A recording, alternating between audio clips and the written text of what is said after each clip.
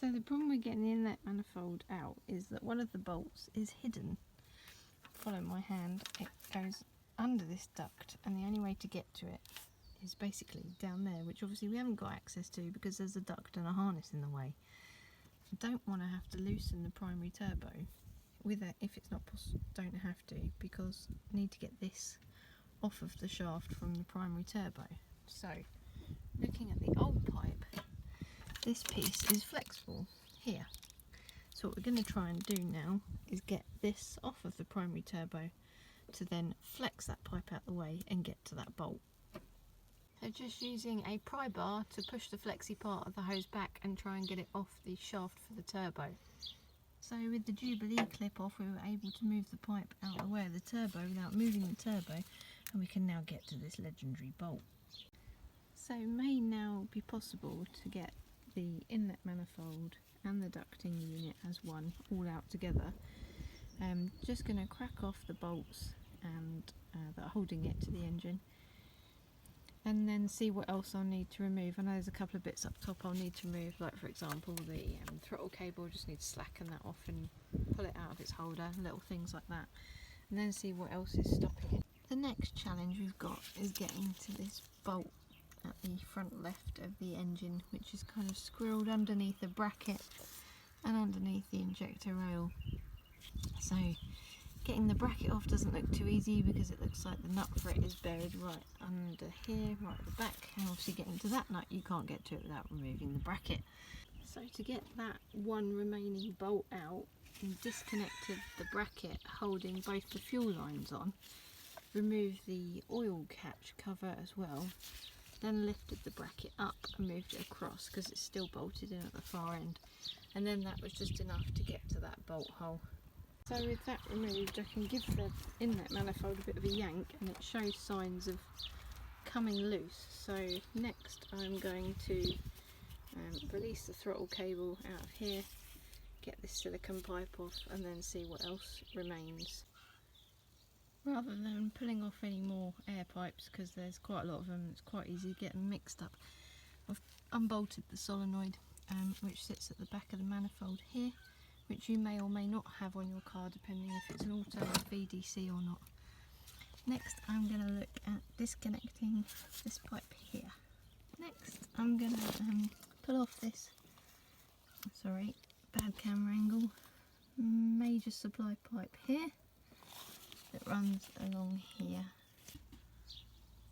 So I'm really just going around the manifold now, seeing what else is left connecting it. Next will be yet another vacuum pipe.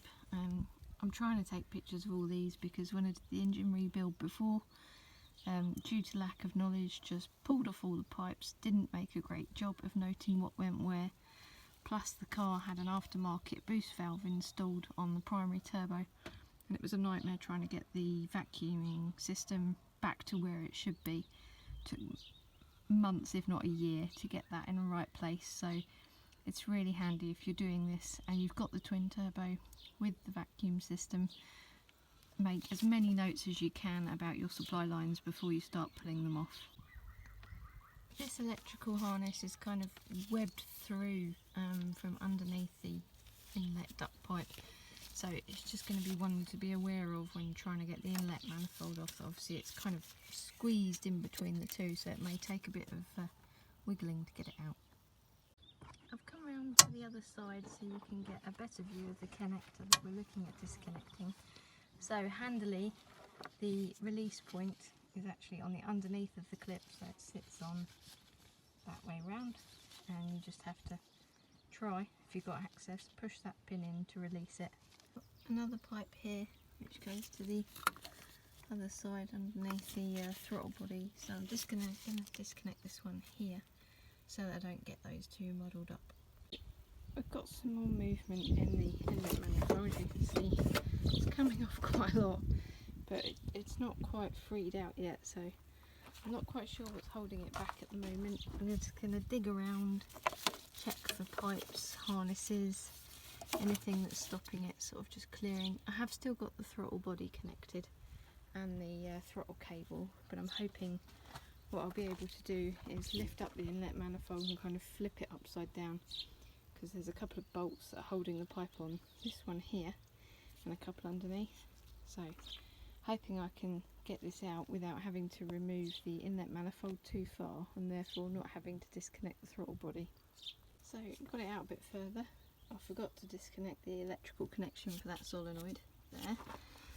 I've pushed the oil breather pipe there back through to free it up, and it looks like the harness at the back is held on with a tie. I don't know if you can see it in the centre of the frame there, so I'm just going to disconnect that. So one inlet manifold off the engine. You can see obviously your intake ports here are quite exposed, so it'd be wise to cover them or fill them with something which will not disappear down the hole, but will ensure that you don't get foreign debris in there, because they're now directly exposed, and the last thing you want to do is an engine rebuild. I have read write-ups where it says you have to remove the aircon pipes or the aircon pump or the alternator, but as you can see I've managed to do it with that in situ, so hopefully that saved us a bit of work. As you can see, I've got a cracked pipe here. Now this is a pipe that I did I guess a temporary repair on when I first rebuilt the engine 6 years ago. The reason being, I bought one of these pipes brand new, fitted it on the inlet manifold in the engine with it out the car, and as soon as it went into place it snapped. It's about £100 to £140 for a new pipe, and I couldn't afford it at the time with the cost of everything else involved in the rebuild. So I did a temporary repair, and it seems to have done all right, given that was about 6 or 7 years ago. But obviously that's now part of the problem. We've had quite a bad oil leak under here, so I need to get this all tidied up. So when you're reinstalling the inlet manifold with your replaced pipe or whatever else you've had to get to remove the inlet manifold, a couple of things to be aware of.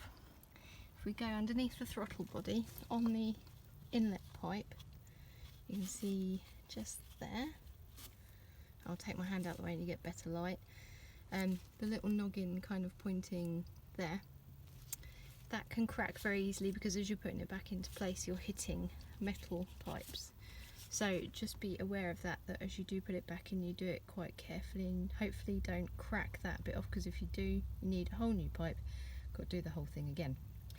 The other thing to be aware of is that the secondary pipe for the turbo is really tricky to get on. There's no flex in that one. The primary has a bit of flex in it and makes it a little bit easier, but it's still really tough to get those two on. Hints and tips for that are, well, I used a trim tool, just a plastic one that came with a dash cam, but it's actually proved to be really useful because it's plastic, it does less damage to the pipe than say a screwdriver, and also just using some evaporating lubricant, something like that, around the pipes, so you get a little bit of movement, well, a bit more movement when you're trying to put them back in. The other thing to remember is that obviously under that pipe, so down there, there is the inlet manifold bolt that you can't get to without getting this out of the way. Don't put that on before you put that bolt in. I did, and it's cost me dearly because I forgot about it, because it's been a good few months between taking the inlet manifold off and getting hold of the correct pipe and putting it all back together again. So just one to be aware of.